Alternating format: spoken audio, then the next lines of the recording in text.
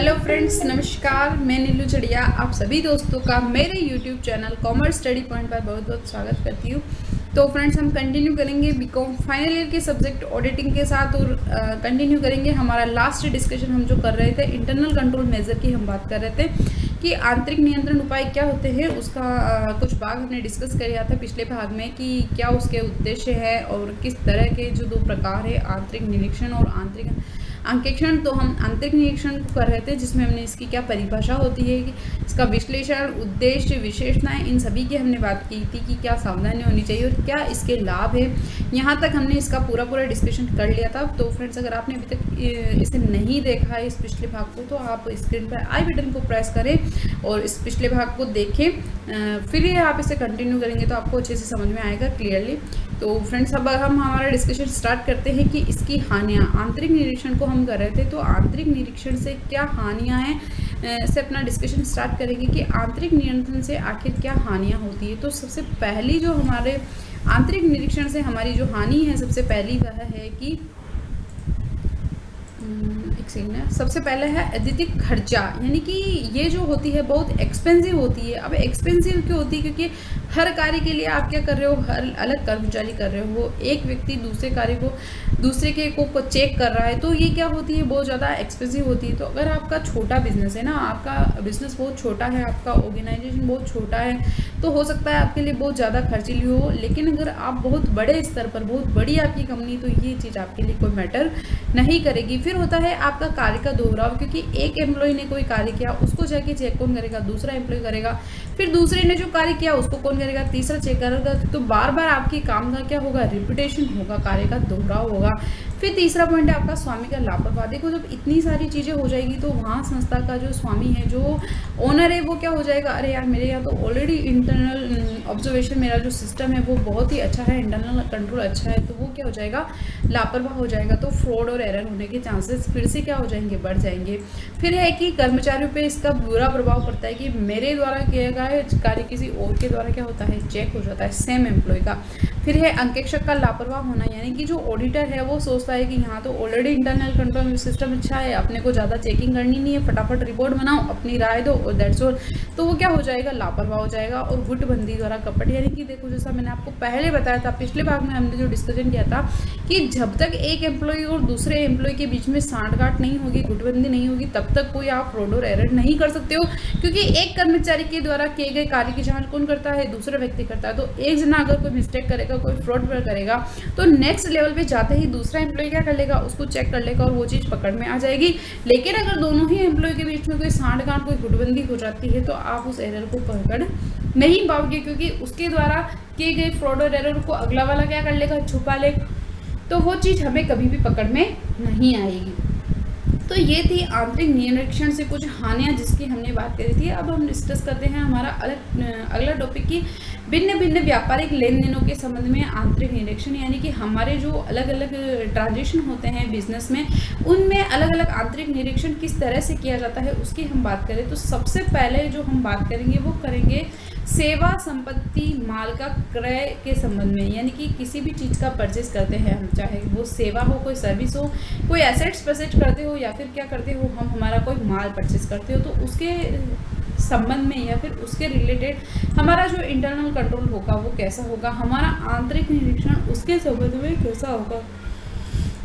तो जो पहला है वह है माल की आवश्यकता के संबंध में अनुमान करना, यानी कि सबसे पहली बात हम ये देखेंगे कि क्या हमारे को उसकी आवश्यकता है या नहीं।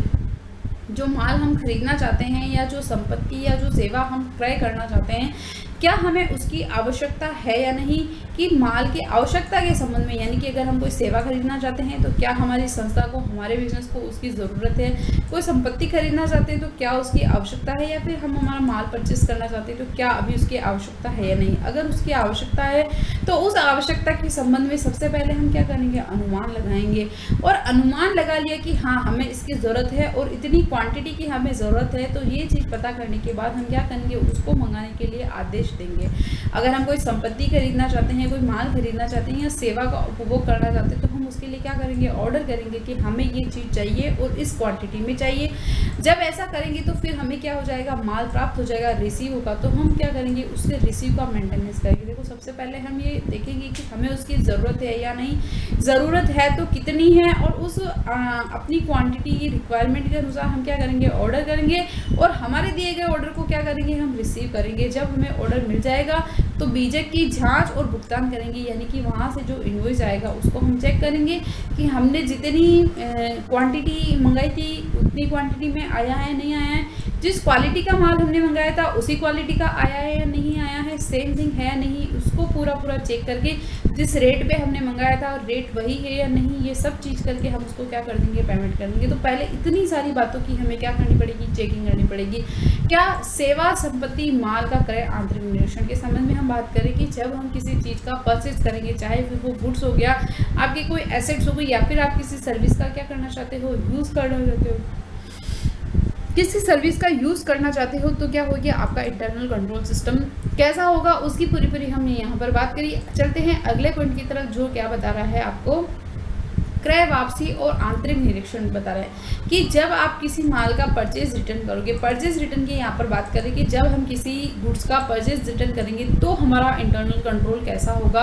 तो फ्रेंड्स, जब हम किसी माल का परचेज रिटर्न करेंगे तो सबसे पहले हमारे को ये जो रिटर्न की इंफॉर्मेशन होगी, ठीक है ना, भंडार, हमारा जो स्टोरेज है, स्टोरेज हमको क्या बोलेगा कि ये माल हम क्या कर रहे हैं, परचेज रिटर्न कर रहे हैं, वापस भेज रहे हैं, इसकी इन्फॉर्मेशन हमें मिलेगी।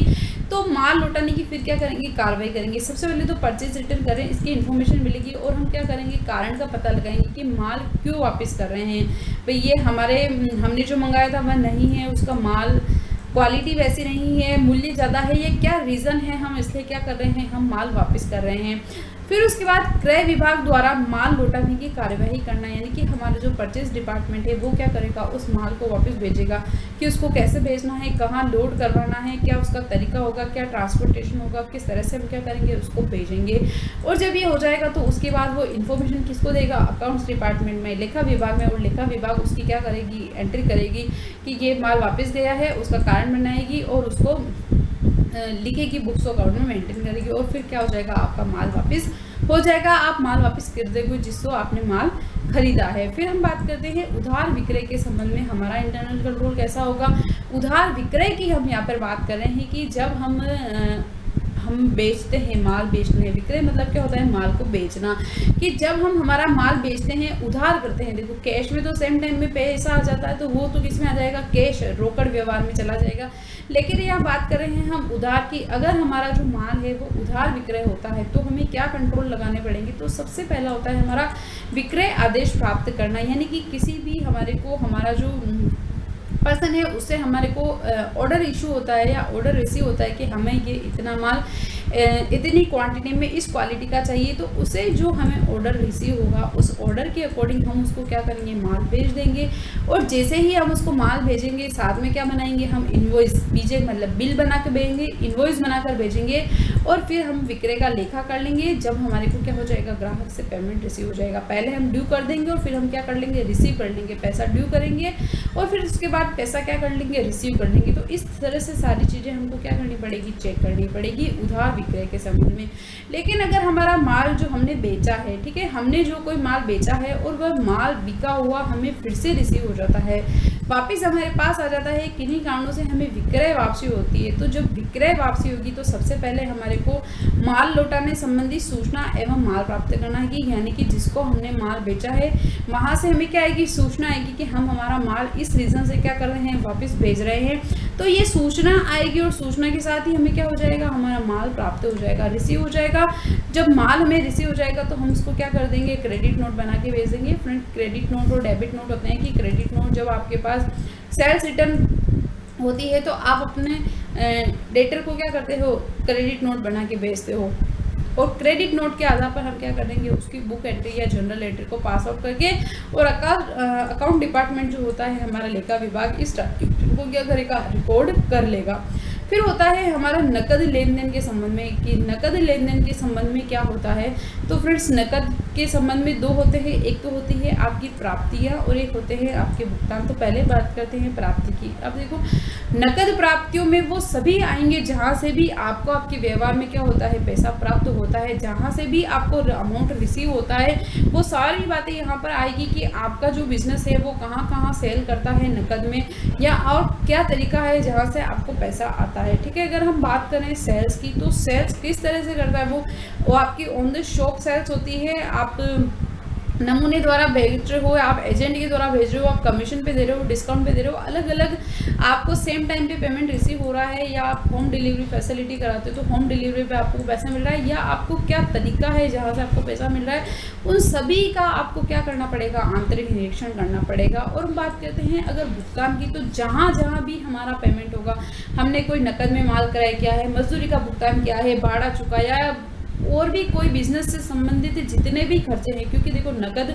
प्राप्तियां तो हो सकता है कम हो, लेकिन नकद भुगतान में बहुत से खर्चे आएंगे। आपने आपके छोटे जो एम्प्लॉय है, मजदूर है, उनको नकद में भुगतान किया है, माल सेवा के संबंध में क्या कोई भाड़ा चुकाया, बिल चुकाया, किसी भी तरह का कोई भी भुगतान किया, तो उन सारी हमें को क्या करनी पड़ेगी, चेकिंग करनी पड़ेगी कि हमारे बिजनेस से संबंधित है या नहीं। सबसे पहली बात देखेंगे कि ये जो खर्चा हमने किया क्या वो हमारे बिजनेस से संबंधित है, हमारे बिजनेस से संबंधित और कितने राशि का है, उसका क्या साथ में इनवॉइस है, उसका वाउचर है, क्या ये ऑथोराइज है या इसकी सीमा के अंतर है, किसे भुगतान किया गया है, इन सभी की हमें क्या करनी पड़ेगी, डिटेल चेकिंग करनी पड़ेगी। फिर बात करते हैं हम सामग्री और आंतरिक नियंत्रण, यानी कि हम बात कर रहे हैं यहाँ पर मटेरियल की। हमारा जो मटेरियल होता है, जैसे कि अगर हम कोई प्रोडक्शन फैक्ट्री है, ठीक है ना, अगर हम कोई प्रोडक्शन फैक्ट्री है तो हमारे पास रॉ मटेरियल होगा हमारा सामान बनाने के लिए। तो उस रॉ मटेरियल के संबंध में हमारा इंटरनल निरीक्षण कैसा होगा, तो सबसे पहले हम देखेंगे कि हमारे स्टोर में जब भी सामग्री रिसीव होगी उसका हम क्या करेंगे, चेक करेंगे। फिर हमारे को जो सामग्री मिल जाती है, जो प्राप्त हुई सामग्री है, उसकी रक्षा करना कि उसे सही जगह से रहे, सही जगह से स्टोर करें। ऐसा नहीं कि वो बारिश, धूप, पानी या किसी भी वजह से उस रॉ मटेरियल का क्या हो जाए, खराब हो जाए, नुकसान हो जाए, हमें कोई लॉस हो, तो हमें क्या करनी है, उसकी रक्षा करनी होती है। फिर होता है हमारा सामग्री का निर्गमन करना है कि जब भी हमारे प्रोडक्शन डिपार्टमेंट को ज़रूरत होती है कि सामग्री इशू करनी है, तो हम सामग्री को क्या करेंगे, इशू करेंगे, निर्गमित करेंगे। फिर अगर आपको पता हो, आपने कॉस्ट अकाउंटिंग में पढ़ा हो, तो ये स्टोर इशू करने, मटेरियल इशू करने के आपके मेथड होते हैं। आपका फीफो हो गया, लीफो हो गया, एवरेज हो गया, ये सभी जो मेथड होते हैं वो किस में होते हैं, आपको इशू के लिए आते हैं। फिर होता है सामग्री के संबंध में लेखे करना कि बिन कार्ड बनाना, कब सामग्री कितनी की वापस लौटाए, नहीं लौटाए, इन सब की क्या करनी पड़ेगी, हमारे को अकाउंटिंग करनी पड़ेगी। तो ये सारा जो होता है किसके रिलेशन में होता है, हमारा सामग्री के संबंध में होता है। फिर इसी तरह से हमारा होता है स्टॉक के संबंध में होता है। स्टॉक के संबंध में किस तरह से होता है कि हमारा क्या है, ओपनिंग स्टॉक क्या था, क्लोजिंग कितना है, क्या है, आगे क्या मेंटेन करना है, इन सब की बात हम क्या करते हैं, स्टॉक के संबंध में करते हैं। फ्रेंड्स यहाँ पर ये लगता है कुछ गड़बड़ हो गई है, और ये गड़बड़ कुछ ऐसी हुई है, मैं आपको बताती हूँ। ये इसका 7वां पॉइंट है, यहाँ तक है स्टॉक और आंतरिक निरीक्षण। और फिर यहाँ बात करें आंतरिक निरीक्षण और अंकेक्षण की, जब ये सारी चीज़ें होगी, ठीक है ना, आपकी संस्था में, आपके भी ऑर्गेनाइजेशन में जब आप आंतरिक निरीक्षण कर रहे हो, तो अंकेक्षक के क्या दायित्व रहेगा, या अंकेक्षक किस तरह से कार्य करेगा, अंकेक्षक का क्या रोल रहेगा, ये यहाँ से नया पॉइंट है, ठीक है।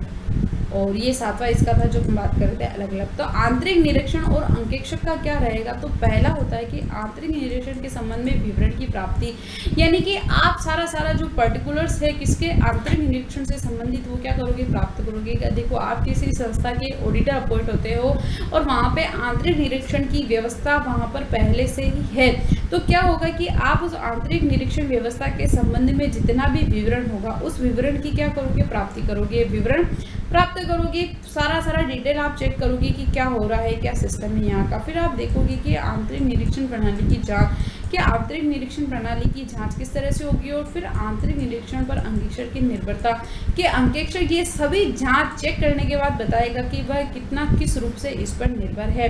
तो बात करते हैं कि यहाँ इसका जो सबसे मेन पॉइंट है ये है कि आंतरिक निरीक्षण प्रणाली की जाँच किस तरह से होगी।